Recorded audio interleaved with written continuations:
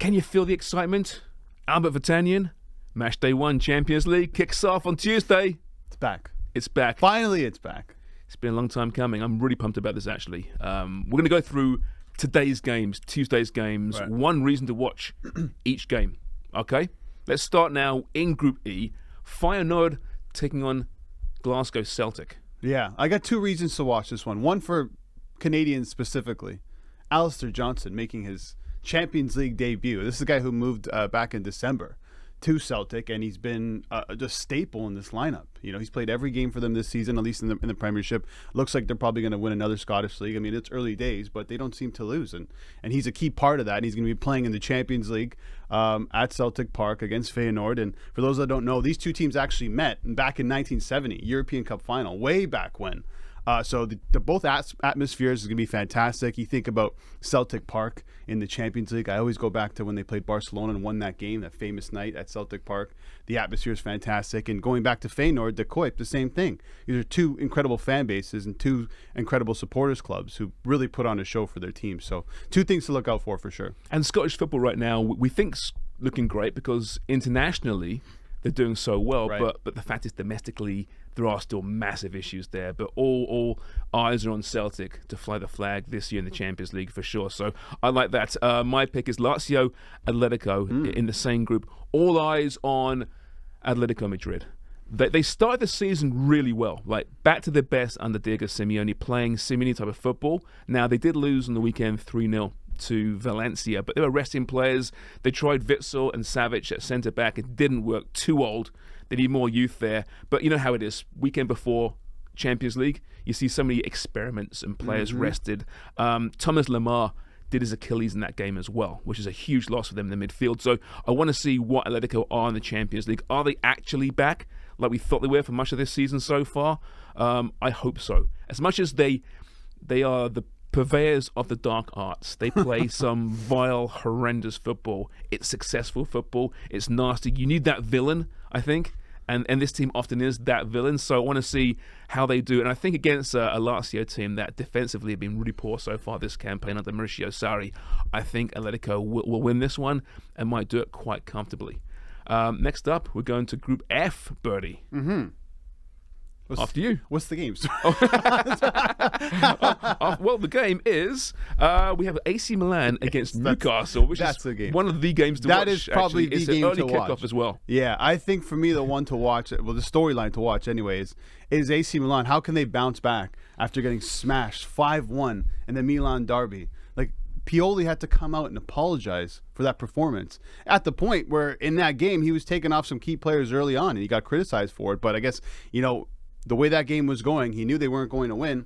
It's time to look ahead to the Champions League in a big match against Newcastle. So that's definitely one. I was looking through some of the front pages in Italian newspapers, and Tutto Sport read Milan nightmare. Then you have the famous pink pages of La Gazzetta saying it was 5 slaps, one after another, no intensity, foolish mistakes, red flags all over the place. So they're under a lot of pressure. So for Newcastle, if you go in there, you score early, the fans are going to be pissed off already. They're going to get on top of their side. It could be a blessing in disguise for Newcastle. Great point, yeah. First time in 2 decades to the Magpies in the Champions League. Right.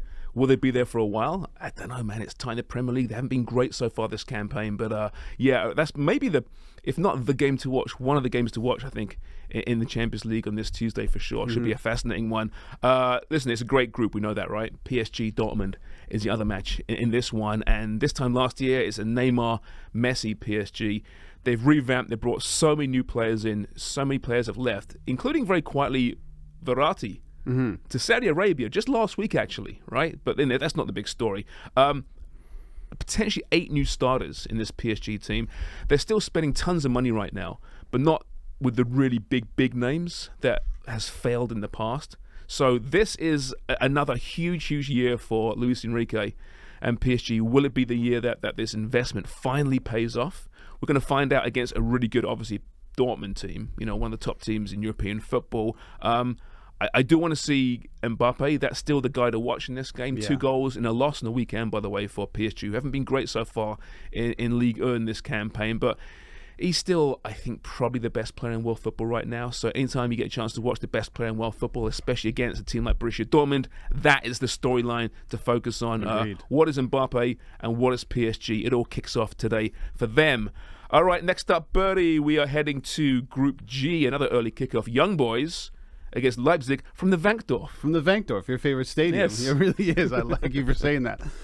Excuse me. Listen, this is probably a game that no one wants to pay attention to, but I think you should, for one player only, and that's Xavi Simons. He's been fantastic. 20-year-old Dutch player who's moved on from PSG to Leipzig on loan. 3 goals in 4 games so far. He's a fantastic player. And what I love about this Leipzig side, and him especially, is that he's so electric. Just go back and watch his goal a couple weeks ago against Union Berlin from outside the box. He's an electric player. They're calling him the next wonder kid. We usually know how that goes. Sometimes it fails, but so far he's proven to be one of the best players early on in the Bundesliga. Now, that's a good one. It's funny because these are the games and the rounds that you see these players emerge and then go for huge sums in the summer, and we think, who is this guy? Why is he worth 70 million? Well, watch these kind of games, right?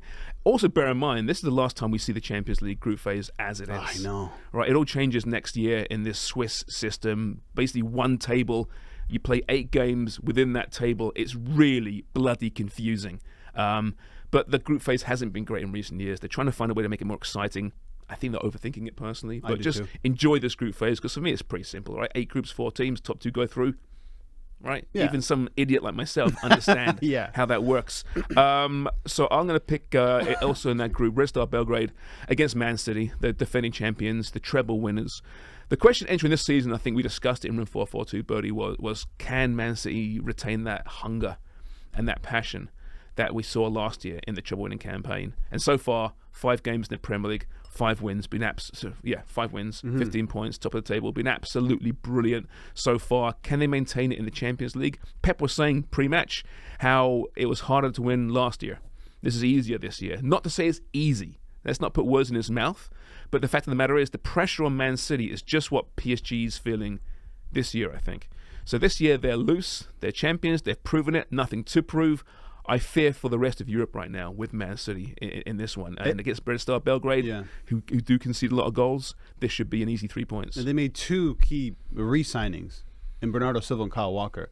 I thought those 2 guys were going to walk. And this summer, that was the conversation. We were hearing Kyle Walker to Bayern Munich, Bernardo Silva to Barcelona, and they're sticking with this City team. And you have Holland, who is continuing where he left off. Yeah, 7 goals in the They campaign. might even be better this season. They might be better, yeah. Fresh injection of blood. Philip Doku comes in, scored in the weekend, looked just incredible. What a player he is. All right, moving on to our next group, Group H.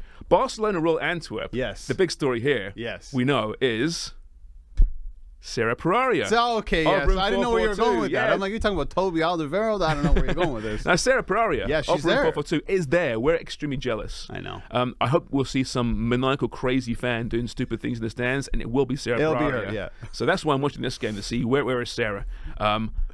What's the real reason to watch this game? Well, this is, I think, it's so cliche, but this is a true David Goliath type of match. You have Royal Antwerp, who haven't been in the competition for a very, very, very long time, never in the Champions League. You really don't expect Antwerp to win this game, but special things do happen in the Champions League. I mean, they're going to Barcelona. It's like, hey, welcome to the Champions League. You get to play one of the best teams in the world at the moment. Mark Van Bommel on the sideline for Royal Antwerp, going up against his former teammate Xavi, who he lined up with at Barcelona in 2006 in the Champions League final. That's right. Yeah, so there's that little connection. And listen, if you don't know much about Royal Antwerp, go back and watch the final game of the Belgian League season last year, 93rd minute. Toby Alderweireld, the captain, former Spurs player, Atletico Madrid, Southampton, scored in the 93rd minute to win the title, to clinch the title with a screamer from outside the box, a center back. And it's just it was a fantastic football moment. So watch that just to understand what Royal Antwerp kind of are. But in this match, the expectation is for Barcelona to win. But in a David versus Goliath in the Champions League, you just never know. I get the feeling that Royal Antwerp's a great name, isn't it? It is. Right? They should be better than they are. Yeah. This could be the beginning of something special. I would love that. Royal Antwerp. It's one of the great names, I think, in world football, quite honestly. So come on, Royal Antwerp. Let's break Serra Pereira's heart today, can we? Listen, let's be honest. The next match is Shakhtar Porto, both fighting, I think, probably for second place in the group. 2004 was last time Porto won the Champions League, right? It's a long time ago. I remember that so well. Things have changed, but for me, the story in this one, as a Canadian, is obviously Stefan Eustáquio.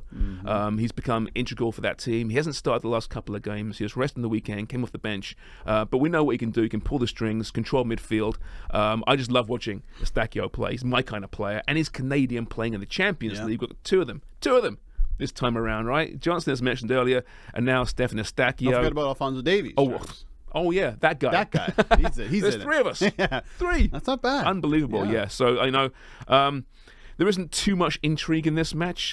Both teams, decent teams. Both teams leading their leagues right now. But like I said, fighting for second place overall. But yeah, it's going to be the Stefan Eustáquio show. I hope if he's healthy and if he starts. So that is match day 1 in the Champions League. We'll continue our previews on Wednesday, ahead of Wednesday's match day 1 matches. Room 442 is brought to you by North Star Bets. That's a win.